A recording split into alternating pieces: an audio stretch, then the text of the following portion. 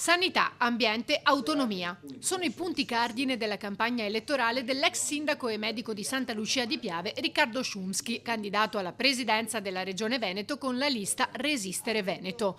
Un raggruppamento di partiti e associazioni nato, evidenzia Szumski, dal confronto con i cittadini. Abbiamo bisogno delle firme, ma vogliamo le firme dei cittadini, perché sono loro che ci hanno ispirato. Non è che io mi sono autocandidato perché penso di essere un megalomane, è perché c'è un sentire attorno che mi ha spinto a farlo e avremo bisogno, adesso ho centinaia di, dico migliaia di persone che mi dicono quando è che devo firmare, prudono a loro le mani perché vogliono firmare. Partiremo da questa raccolta di firme che sarà la nostra campagna elettorale. Balzato agli onori delle cronache per le sue prese di posizione contro i vaccini anti-Covid, Szumski vuole riportare la sanità al centro. Le liste di attesa non le inventiamo noi, il fatto che si scappi dal pubblico per andare nel privato come operatori, sia colleghi medici ma anche sanitari, è un elemento fondamentale. I reparti sono in sofferenza, io ho qualche amico primario che è tornato vicino alla pensione a fare le guardie perché non c'è il numero sufficiente di medici per garantire la copertura.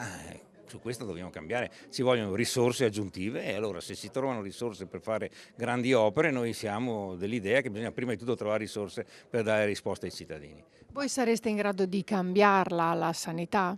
Ma io sono convinto di sì, partendo dalla revisione dell'azienda zero. Poi c'è l'autonomia. Tante chiacchiere per 7 anni, 8 anni ormai tra poco e risultati zero, perché la legge Calderoli è una legge creata così, sbagliando anche l'approccio secondo me, bastava prendere la Costituzione vigente e si ottenevano già qualcuno ha voluto dire porto a casa tutte le 23 competenze e il risultato è stato zero. Consapevole delle difficoltà, il candidato e la sua squadra sono pronti a metterci la faccia per il Veneto e i veneti. Forze diverse che hanno fatto una scelta attorno alla mia persona e io sottolineo questo perché nel passato chi era fuori dal sistema si frammentava, qui invece siamo in tanti assieme, questo è un valore aggiunto, è una risposta nuova rispetto al passato.